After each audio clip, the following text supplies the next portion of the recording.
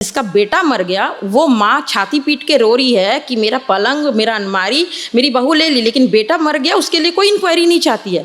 इसके बारे में मैं यही चीज़ बोलूँगी कि हमारी शादी को शायद 20 से 25 दिन हुए थे।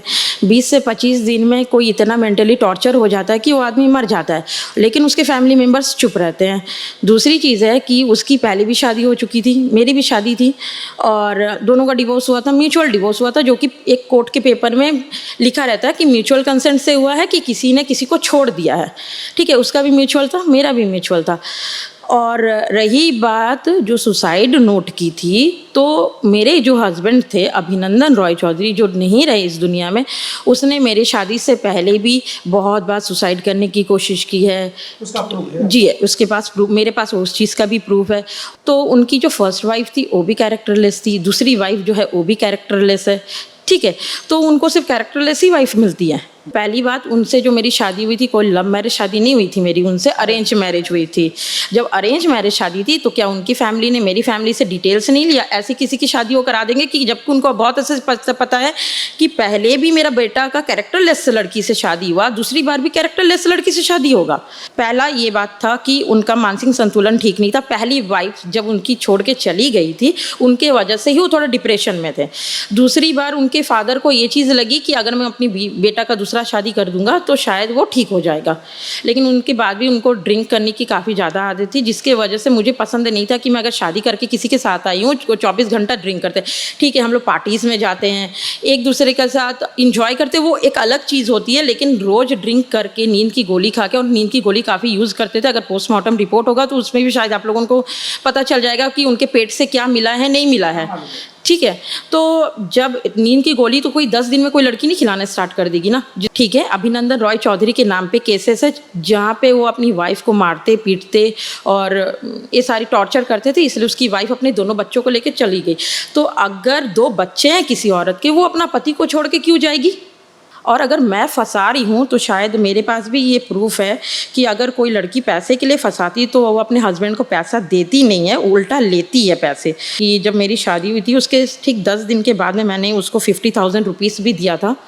ये है मेरे पास में, अकाउंट डिबेट जब होता है तो अकाउंट में हमारा रहता है। तो अगर मुझे लेना होता पैसा तो मैं उनसे पैसा लेती, उसको देती नहीं पैसे। ठीक है, तीसरी चीज़, जब उनका डेथ हुआ, मेरा बच्चा अगर मर जाएगा या किसी का भी बच्चा मर जाएगा, किसी का माँ बाप ना शांति से चुप नहीं बैठेगा जब तक उसका गलती ना हो। जबकि हम लोग लड़की वाले होके बोले हैं ये वाला बात कि हम लोगों को इंक्वायरी चाहिए। तो उसके बदले में उसकी मेरे जो सास ससुर यहाँ पे रहते थे वो लोग कोलकाता शिफ्ट हो गए, और मुझे यहाँ, अब मैं क्या अपनी बेटी को लेके तो रास्ते पे नहीं रह सकती। ठीक है, जिस घर पे हम लोग रहते थे वहाँ पे उन्होंने मुझे सिर्फ एक बेड, एक अलमारी और डाइनिंग टेबल देके गया। जिसका बेटा मर गया, वो माँ छाती पीट के रो रही है कि मेरा पलंग, मेरा अलमारी मेरी बहू ले ली, लेकिन बेटा मर गया उसके लिए कोई इंक्वायरी नहीं चाहती है।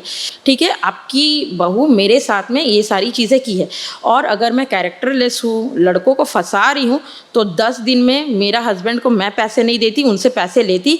और अगर आप लोग बैंक का डिटेल्स निकलवाएंगे तो बैंक के डिटेल्स में साफ साफ मिलेगा कि मेरे हस्बैंड पे कितना कर्जा था। शायद 80-90 लाख का कर्जा था। अगर वो आदमी इस वजह से मरा है कि कर्जे के वजह से मरा है, या मेरे पैसे के वजह से मरा है, या हम उसको फंसा के मरा है, तो ये तो इंक्वायरी होनी चाहिए ना। मैं शादी करके उनके साथ आई थी तो मुझे इतना पता चला कि वो रोज़ दारू पी रहे हैं, रोज़ ड्रिंक कर रहे हैं, और उनको ड्रग्स लेने की आदत थी। ठीक है, तो उसकी फैमिली को मैंने ये वाला बात काफ़ी बार कंप्लेन किया था कि अगर इस तरह से वो ड्रग्स लेंगे तो फिर मैं नहीं रहूँगी। ठीक है, मैं नहीं रहूँगी। तो उसको मैंने ये चीज़ बोली थी कि ये वापस मुझे या तो तुम कोलकाता छोड़ दो या तो तुम यहीं पे अपने रहो। तो फर्स्ट वाइफ भी उसकी, और हाँ, मैं आप लोगों को ये भी बात बोलूँ कि ये लेटर लिखने का, सुसाइड नोट लिखने का आदत उसको बहुत पहले से है।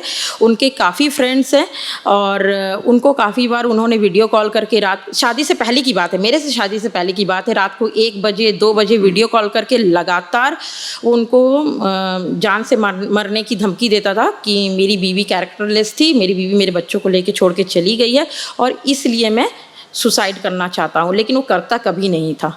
ठीक है, और उस दिन भी, और ये दवाई खाना, सुसाइड करना, उसके गाड़ी को ले जाके कहीं भी रफ ड्राइविंग करके, जान से फ़ोन करके अपनी बीवी को बोलना कि मैं सुसाइड करने जा रहा हूँ, ये सब करना, ये पहले से हैबिचुएटेड था वो।